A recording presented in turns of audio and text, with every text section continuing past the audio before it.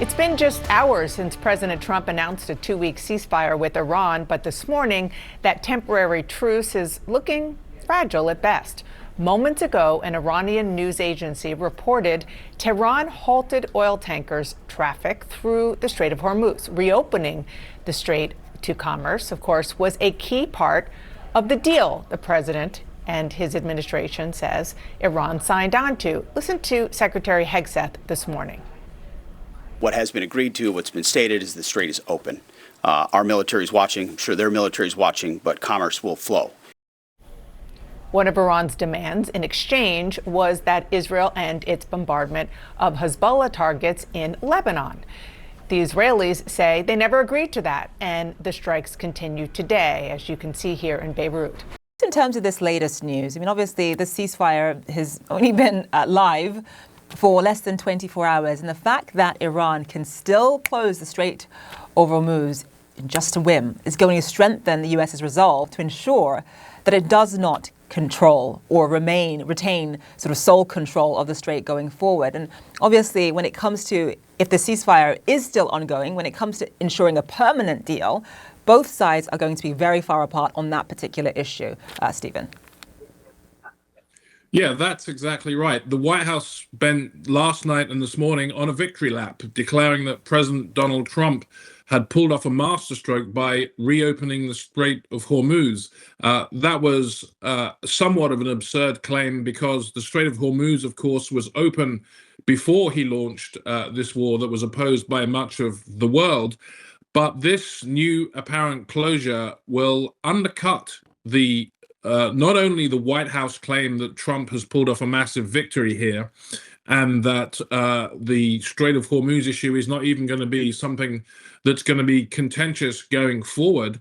I think it shows why a lot of people are arguing that despite all the propaganda coming out of Washington, the United States has absorbed a strategic defeat here, because it shows that going forward, at any moment, even a few hours into a ceasefire, Iran has the capacity to close that strait and create, again, that chokehold on the global economy. So I think it's going to be very irksome to the White House. The question is, how will they respond? Will they try to pretend this isn't happening, that it's just a teething problem? Or at some point, will President Trump's credibility and prestige and red lines again come into play in such a way as he has to take some military action, and then we're back where we were before? Now we're seeing the closure of the Strait of Hormuz. Just talk about how the escalation after the ceasefire last night has only increased. Yeah, there are multiple sensitivities here. There are multiple narratives, not least what we've heard from Pete Hegseth, the Secretary of Defense, not least what we've heard from a whole variety of Iranian officials who both sides claiming victory. So you have that, and it's not clear what precisely has been agreed. Pakistan's ambassador to the UN said that Pakistan's Prime Minister had sent he didn't describe it as a text on agreement, but an understanding to both the US and Iran, who had agreed to it. He didn't say precisely what was in it. He said that was bounded by secrecy to let the sides work out what are clearly very big differences at the moment. He spoke about the Pakistan's Prime Minister in his statement having primacy in this situation because it had been accepted by both Iran and the United States. And as you say, Prime Minister Benjamin Netanyahu very clear that he doesn't see Lebanon as part of that ceasefire agreement, which is a difference with the Pakistani Prime Minister. Indeed, Israel launching its heaviest, by its own statement a few hours ago, its heaviest strike on Hezbollah targets inside of Lebanon, some of them deep inside of Beirut, coordinated against 100 targets. So has that led to the closure of the Strait of Hormuz? It's very hard to say, but it is certainly one of the many threads and strands of the lack of clarity, of the lack of certainty where everyone stands, of the multi-sided nature of what's been happening.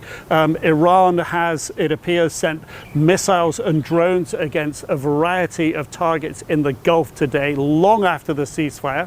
Secretary of Defense Pete Hegseth said it would take some time, as he said, for the carrier pigeon to get out to some of the remoter Iranian military units who he says have been cut off from communications. But I think when we look at the state of play on Iranian state media, the declarations of victory, the popular support coming out in the street for the regime in Iran, it's hard to imagine that even in the farthest flung corners of Iran, military commanders haven't got the instruction yet to cease and desist. All of this is going to feed into that sort of uncertainty that can unravel what J.D. Vance called his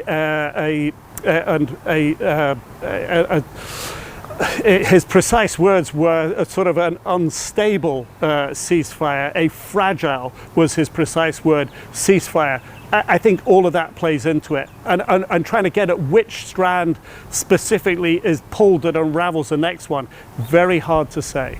With me now is retired Lieutenant General Ben Hodges. He's the former commander of U.S. Army forces in Europe. So reopening the Strait of Hormuz was part of this deal.